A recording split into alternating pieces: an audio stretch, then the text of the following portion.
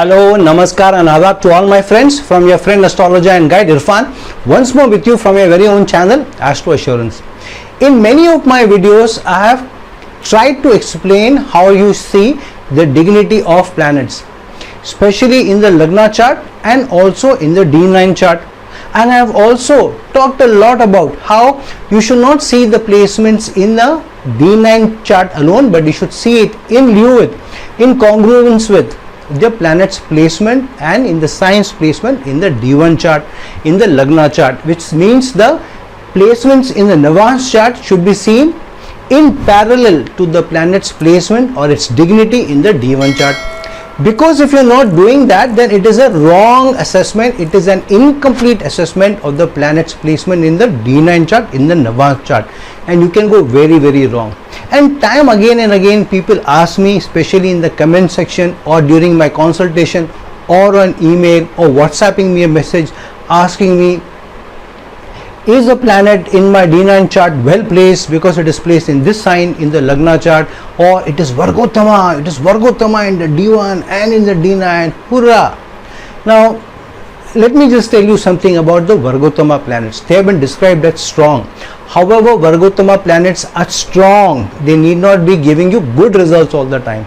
A strong Vargottama planet in the Dusthanas, both in the D1 chart as well as in the D9 chart, which means in the Lagna chart as well as in the Navamsa chart, can give you more trouble than good. But because it is Vargottama, it means it can also give you some good.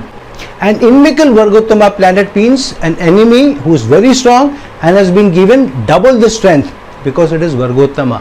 Whereas a benefic in your Lagna chart which goes Vargottama, especially if it goes into the Kendra and the trine houses, then it means it is very strong to give good results, auspicious results. So you should not only see Vargottama planets or dignity of the planets, but it should also be seen which signs it is going into, which houses it is going into. So let's just to erase some of the fears, some of the doubts one may have about planets placement in the D9 charts. Let's discuss about that so that we can lay to rest some of the doubts we may be having. So first and foremost rule, which is a very important rule, the degree of the ascendant, and that is very important, because the degree of the ascendant determines which Navamsa it is lying, that particular degree is lying, and that particular Navamsa becomes your ascendant of your D9 chart, which means the degree of your ascendant is very important.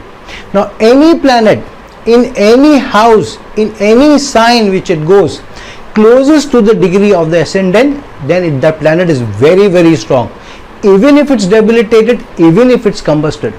Which means if your ascendant is at 10 degrees of Aries sign, then any planet in any house, in any sign, if it gets closer to the 10 degrees, it is very strong. Why? Because it is lying in the center of that house. It may not be lying in the center of the sign, but it is lying in the center of the house. For example, Sun lying at 5 degrees of Aries. Now 5 degrees is not the center of the sign Aries. 15 degrees of a planet in the Aries sign is in the center of Aries sign. However, if 5 degrees of Aries is also the ascendant degree, then a planet which is at 5 degrees in any sign, in any house, is strong, because the ascendant is at 5 degrees, the ascendant degree is at the center of that house.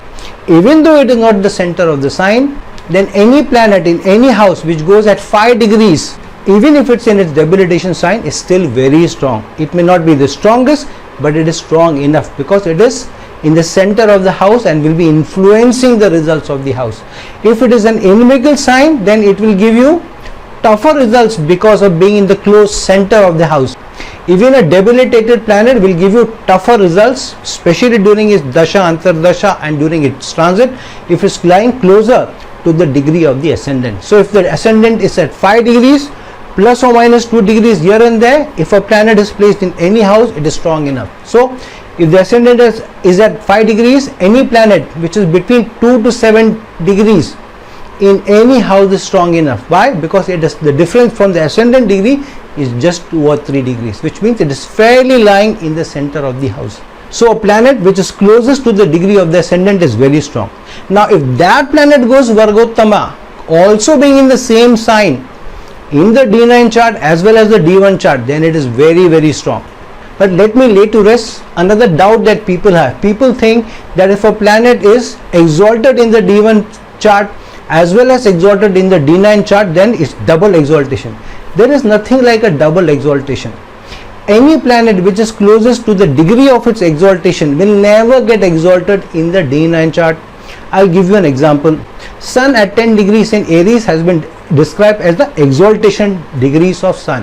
However, if Sun goes 4 or 5 degrees on either side of the 10 degrees, then it does not have the same strength of exaltation, because the specific degree of exaltation has been mentioned in almost all the books. Why is the exaltation degree mentioned so strictly? If the Sun can be exalted in any degree in Aries, which means the 10th degree of Aries is very, very important. However, in the 10th degree of Aries, in the Navamsa chart, in the D9 chart, Sun will never be seen in the Aries sign. Sun will either be seen in the Gemini sign if it's 0.1 degrees less than 10. For example, if it's within 1 minute less than 10 degrees in the Aries sign, then it will be seen in the Gemini Navamsa in the D9 chart. If it's even 1 degree or even 1 minute more than 10 degrees in the Navamsa chart, Sun will be seen in the Cancer sign. It will not be seen in the Aries sign. To be seen in the Aries sign, Sun has to be between 0 degrees to 3 degrees in the Aries sign in the D1 chart. Only then will Sun get in the Aries sign or will become Vargottama in the D9 chart as well. But it is still very strong because it has Aries energies, but it is not exalted both in the D1 chart and in the D9 chart. It can be the second rung after exaltation, the Vargottama planets. If a planet is in its exaltation sign in both the D1 chart and in the D9 chart, it is just one step lower than the exalted planet, but it is not the exalted planet. Just remember that. Secondly, a planet which is seen in the debilitation sign in the Lagna chart but is seen in the exaltation sign in the Navamsa chart is not exalted.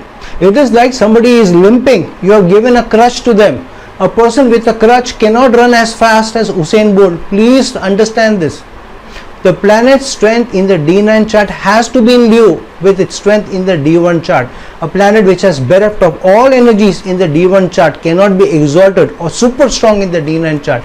It will retain some strength, a lot of its strength, but not most of its strength if it's in a very tough spot in the D1 chart.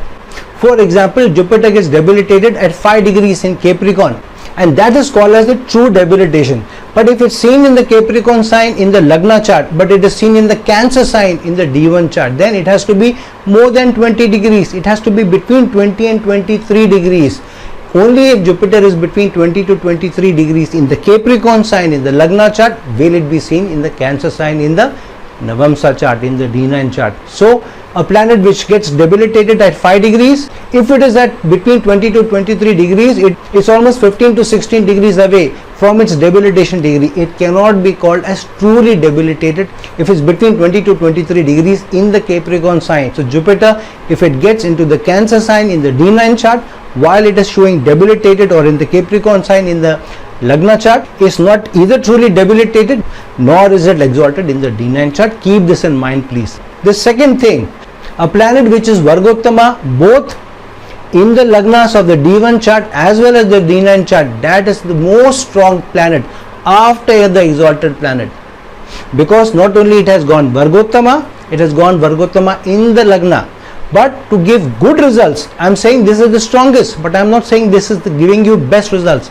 To give you best results, it should either be in the exaltation sign, it should be in the friendly sign, it should be in its Mool Trikona sign. So if it's in the exaltation sign, both in the Lagna, in the D1 chart and in the Lagnas itself, which means Vargottama in the Lagna, in its exaltation sign, then it is very, very strong, but still one notch lesser than its exact degree of exaltation. Secondly, a planet which is in its Mool Trikona sign and Vargottama in the Lagna, both in the D1 chart and the D9 chart, can be seen also is very, very strong and one notch below than the Vargottama exalted planet. So first, exact degree of exaltation. Second, exalted Vargottama placement both in the Lagnas of the D1 and D9 chart, means second level of strength, but to give good results because it is an exaltation. However, a planet which goes Vargottama and is seen debilitated both in the Lagna in the D1 chart and in the Lagna in the D9 chart, can give you a lot of challenges throughout your life because it's right away placed in the Lagna itself.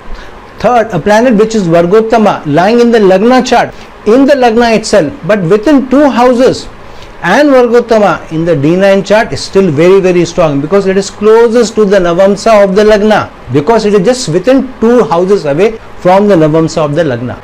Then a planet which is Vargottama both in the D1 chart and the D9 chart, but it goes into the Kendra or trine houses in the Lagna chart and the Kendra or the trine houses in the D9 chart, then also it is very, very strong, and 1 notch below than the exalted or the Mool Trikona sign or the friendly sign placement of the planet in the Lagnas of both the D1 and D9 chart. Below that is the same condition of the planet, just that it goes into the Kendra houses or the trine houses. But if the planet is in Vargottama sign both in the D1 chart and the D9 chart and closest to the degree of the ascendant, mind you, I have not moved away from the degree of the ascendant.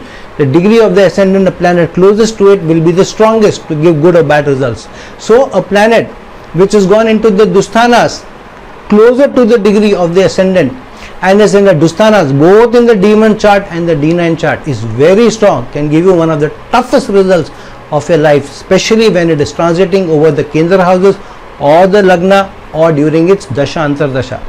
And if a planet is closest to the degree of the ascendant and in a good yoga both in the D1 chart as well as in the D9 chart, especially if it's in an auspicious and the same yoga, then it can give you fantastic results. For example, Jupiter and Moon, both of them are in the same sign, say Cancer sign, both in the Lagna chart as well as in the D9 chart are very, very strong.